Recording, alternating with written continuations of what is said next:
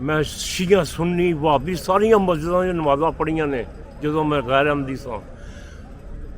खुदा और खुदा के रसूल की ला इलाहा इल्लल्लाह मुहम्मद रसूलुल्लाह पढ़ के करना। अज मसरूर जिहड़ी मस्जिद ते हथ रखेगा उस च रब होएगा। तुहाडियां भी मस्जिदां होणगियां, घर वाला घर नहीं होएगा। डॉक्टर ने कहा कि अभी पुत्र मर जाएगा, अब पुत्र मर जाएगा। तो मैं एक रूम दे विच सां, बूहा बंद करके ते मैं इसकी लाइफ मंगी पुत्र की। तो एक लहर आई है नूर की, तो वो नूर दे विच सब कुछ सीगा। ऐ लै पुत्र हो। मैं क्या कहते मैं किनू कहना ऐ लै पुत्र यारो मसीह वक्त के थी जिन की इंतजार राह तकते जिन की करोड़ों ही मर गए। बिस्मिल्लाहिर्रहमानिर्रहीम। खाकसर का नाम शेख शौकत अली है और मैं अहले सुन्नत तो अहमदी होया। मेरा शिया सुन्नी वहाबी बरेलवी इन्हां सारियां दे विच मैं बैठा, मज़ारां दे उत्ते भी जांदा रहा, सब कुछ देखदा रहा। और मक्के दे विच अपने किते ने हज। मेरी जुबान थोड़ी लुगनत है, अगर कोई बात गलत उठे थल्ले हो जाए तो मैं माजरत चाहना। वकारे अमल दे विच मेरे को खुदा ताला ਜਿਹੜਾ भी शख्स जमात अहमदी ਉਹਦੇ ਵਿੱਚ वकारे अमल करदा ना, जे अपना इत्थे जमात की खिदमत करदा। मैं शोभा ट्रांसपोर्ट दे विच हैगा और मैं 36 घंटे 37 घंटे मैं बहुत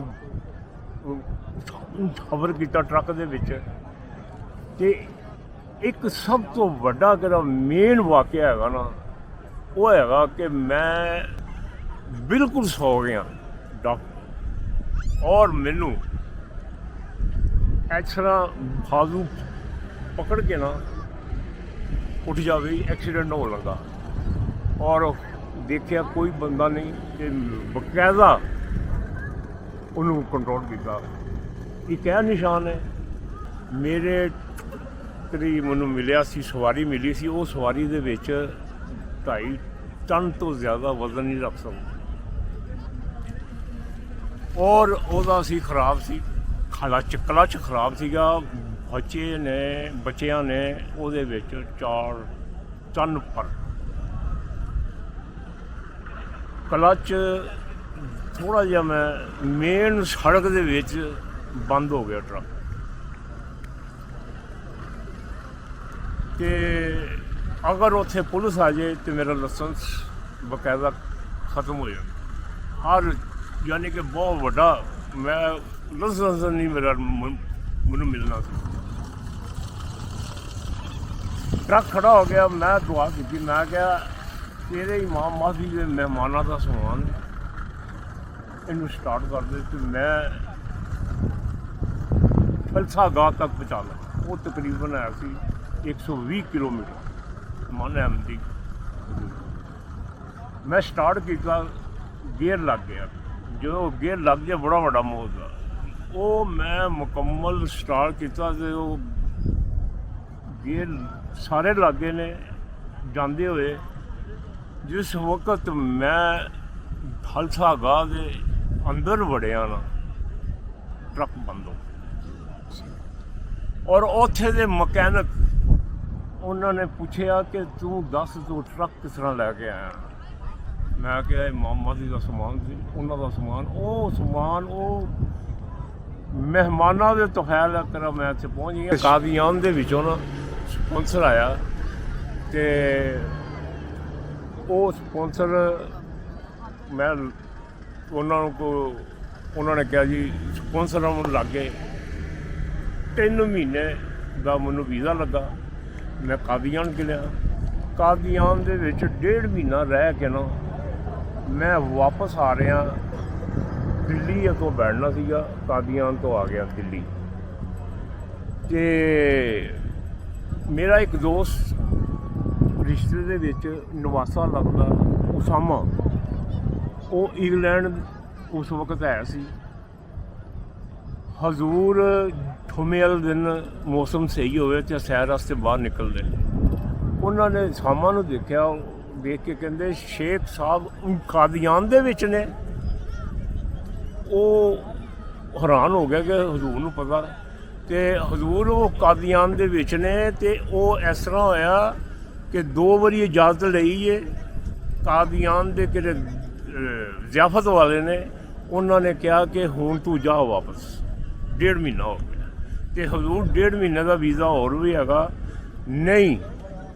शेख साहब को उर्दू बोले, शेख साहब को बोले फौरन जाएं वापस, और पूरा वीज़ा खर के वहाँ से निकलना है।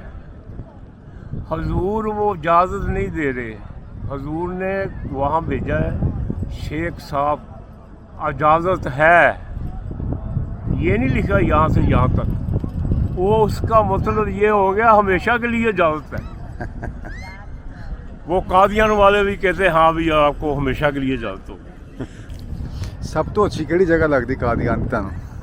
कादियान की सब तो बेहतरीन जगह मैनू लगती है नंबर 1 बैतुल, नंबर 2 जिथे रोज़े रखे सन, जिथे नबी करीम सल्लल्लाहु अलैहि वसल्लम के आमन सामने कशफ होया सी, आमन सामने गुफ्तगू हुई है।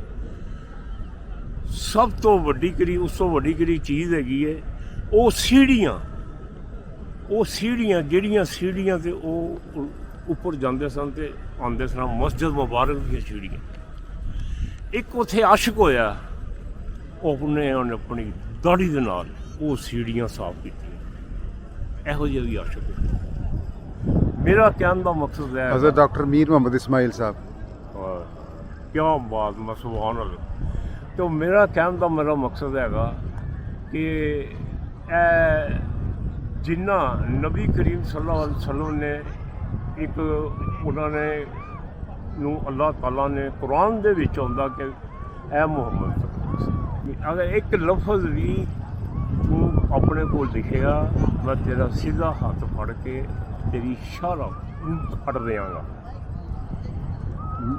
ਮਿਰਜ਼ਾ ਗੁਲਾਮ ਅਹਿਮਦ ਨੇ ਇੱਕ ਸ਼ੇਰ ਦੇ ਵਿੱਚ ਹੋਇਆ ਜ਼ਾਹਰ ਮੁਝ पे मेरा हाबी हुआ, ज़ाहर मुझ पे मेरा हाबी बस सुभान अल्लाह दी अफजल हाबी खुदा मुझ पे ज़ार हुआ। अगर मिर्ज़ा गुलाम मोहम्मद ने यह लफज अपने कोलों बोले होंदे कि खुदा मेरे ते ज़ार होया और खुदा ना ज़ार होया हुंदा, क्या नबी करीम सल्लल्लाहु अलैहि वसल्लम नूं अल्लाह ताला यह हुक्म दे सकदा कि शाह रखदा? क्या इन्हां दे वक्त अगर झूठे होंदे नौज़ बिल्ला, इन्हां दे वक्त शाह रख नहीं कट्टी जा सकदी, कट्टी जा सकदी। ते इस तो साबित होंदा कि मिर्ज़ा गुलाम अहमद कादियानी अलैहिस्सलाम ने इमाम महदी का जो दावा किया वो सच्चा।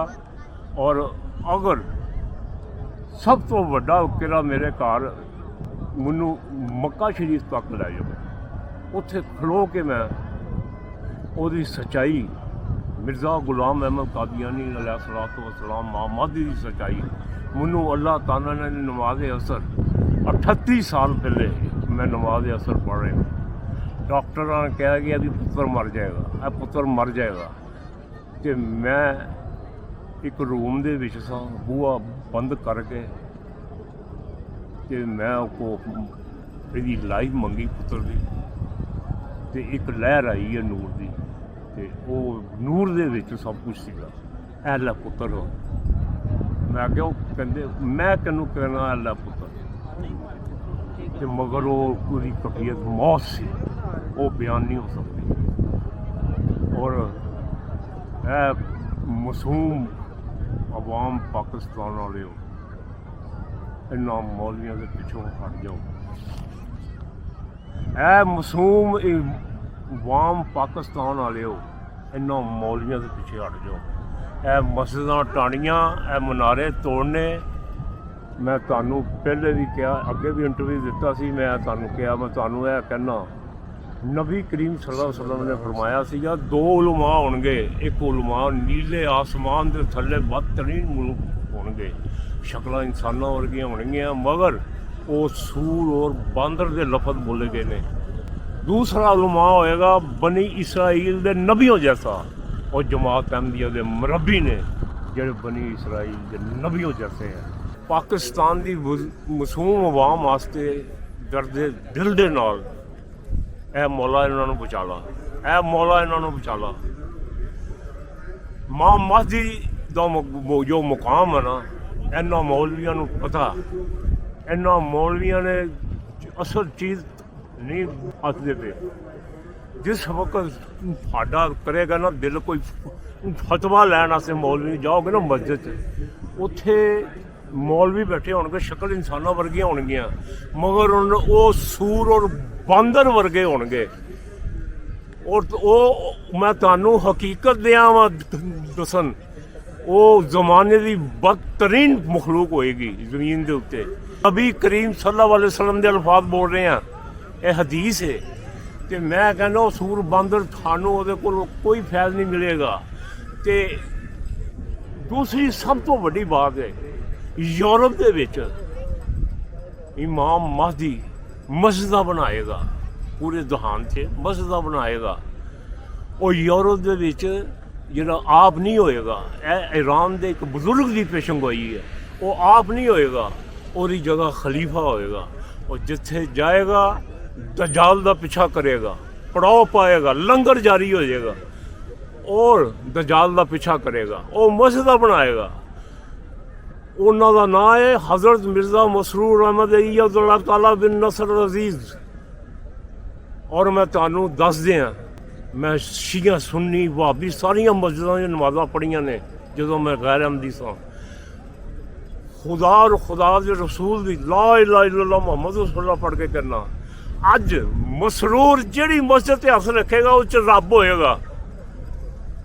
ਤੁਹਾਡੀਆਂ ਵੀ ਮਸਜਿਦਾਂ ਹੋਣਗੀਆਂ, ਘਰ ਵਾਲਾ ਘਰ ਨਹੀਂ ਹੋਏਗਾ।